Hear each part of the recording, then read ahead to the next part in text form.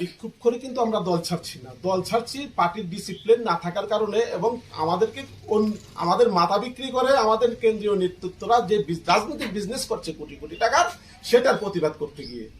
কিন্তু সে দলের যে কার্যকলাপ, ডিসিপ্লিন তো নেই, প্লাস অন্য দল থেকে যারা নবাগত আমাদের দলে আসছে, এসে আমাদেরকে ব্ল্যাকমেল করছে এবং আমাদের কোনো মূল্য নেই। যারা আমরা মাঠে ময়দানে কাজ করছি, আমরা কেন্দ্রীয় নেতৃত্বকে বারবার ইনফরমেশন দিয়েছি, কিন্তু কোনো কাজ হচ্ছে না।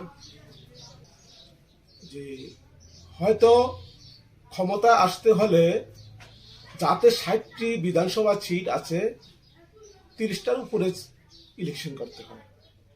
কিন্তু আমাদের দল এমন একটা সিদ্ধান্ত নিয়েছে, 28টি জায়গায় ক্যান্ডিডেট দিয়েছে আর বাকিগুলাই দেয়নি।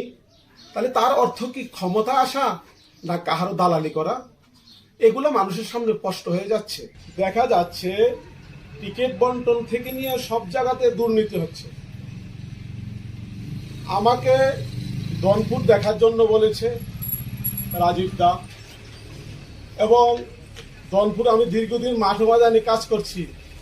আইফেক এর হেল্পের মাধ্যমে বারবার ফোন করার পরে আমাকে এফিডেভিট করার জন্য বলেছিল 2023-এর বিধানসভা ইলেকশনের জন্য। দেখেন এফিডেভিটটা, এমনকি আমার ফর্ম ফিল আপ,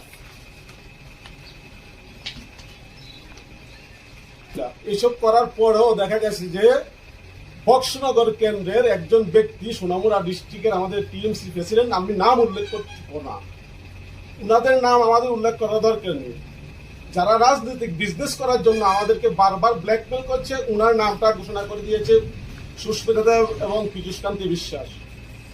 আর আমরা দলের টাকায় রাজনীতি করি না, আমরা রাজনীতি করি নিজের টাকায়, যার ধরনের আমাদের সৎ সাহস আছে। আজকে আপনাদেরকে ডাকছি, গরিব অংশের লোক, আমাদের সমস্ত কর্মীরা যারা মোরাগঞ্জে কাজে কর্মে আছে, আমার দনপুরে 21 জনের ব্লক কমিটি, সে 21 জনের ব্লক কমিটির মধ্যে আব্দুল হাসিম প্রেসিডেন্ট, উনি ছাড়া বাকি 20 জন আমাদের আজকের এই দল ত্যাগের সাথে সামিল আছে। মোট কতজন আপনারা দল ত্যাগের ঘোষণা করলেন?